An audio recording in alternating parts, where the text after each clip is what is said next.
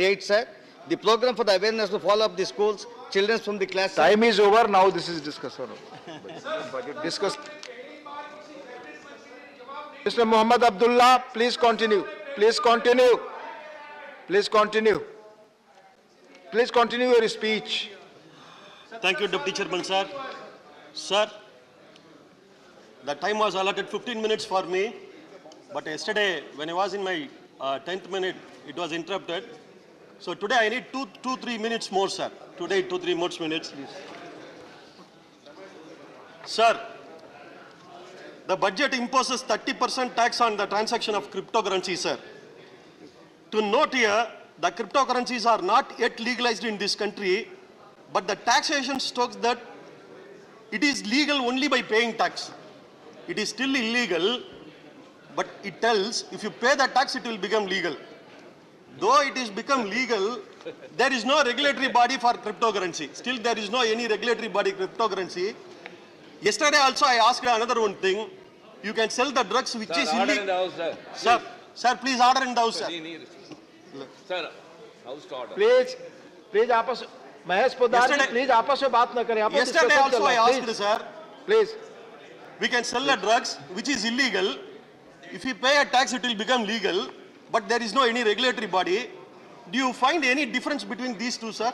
Selling the drugs and the cryptocurrency, tax on cryptocurrency. Is there any system that exists in the world like this, sir? There is a practice of taxing legalized system across the world. I mean, whether any tax is implemented, it comes along with an act. It comes along with an act. Any tax implemented, it comes along with an act. Even some acts may be implemented without the tax component.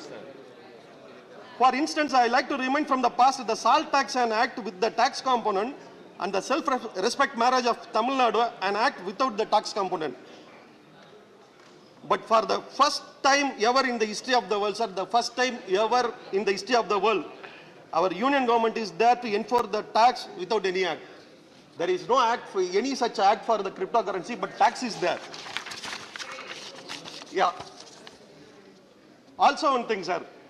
I am amazed to see the financial advisors of this union government, who are the world foremost sages.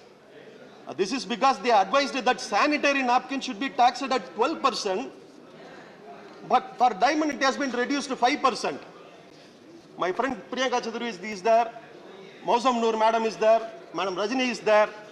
You ask any of them, which is the important for a girl? It is a sanitary napkin or a diamond? Which is the important for one? Lakhs and crores of our sisters in this country, they are badly needed and they are unable to buy a single pack. But the 12% of the tax has been imposed on that. Honorable Sir, the stepmotherly treatment of Tamil Nadu and the Tamilians by the union government stands exposed again in this budget. One of the long-standing demands from the Delta district of Pudukkottai is the opening of a new railway line to Thanjavur from Pudukkottai. The survey, which has been completed and submitted by the British just before independence.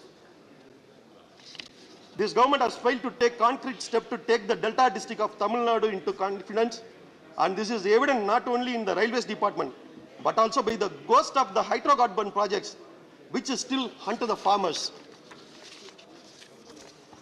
Hundreds and thousands of people from Tamil Nadu cutting across caste and religion have contributed not just to the nation, but to the entire world. The union government is acting with a vendetta against us.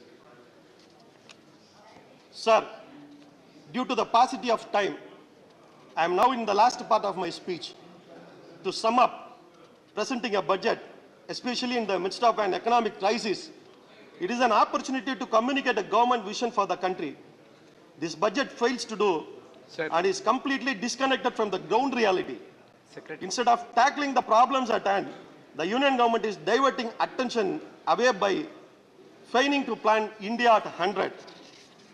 The budget did not have any mention of the increasing problem of inequality that the country is facing now.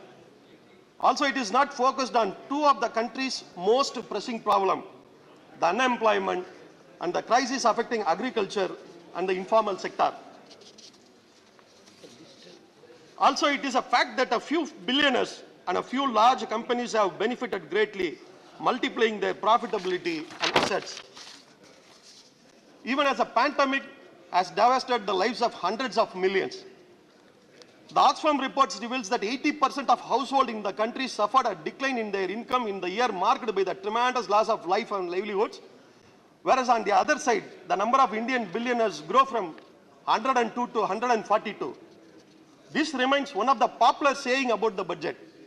I don't read the budget, but anyway, you can say the poorer are let down, the salaried class is hit hard, and the budget is sell out to the rich.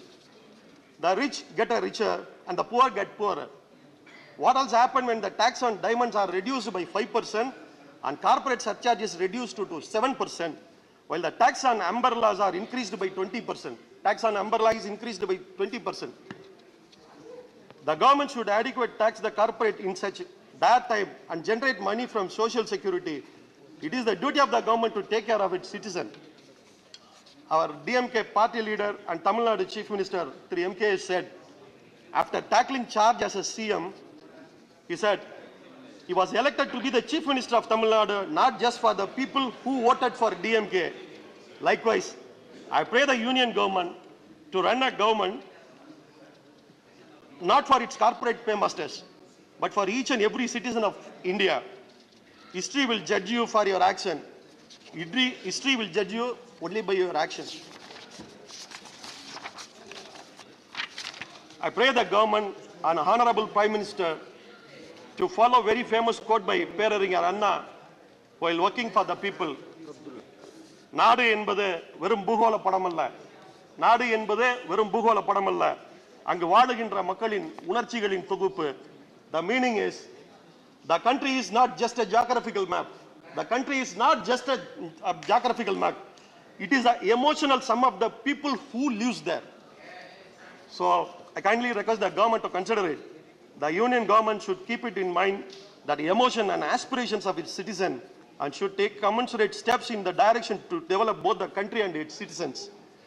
I once again thank the leader of my party and the Honorable Chairman for allowing me to take part in this debate on the Union Budget 22-23.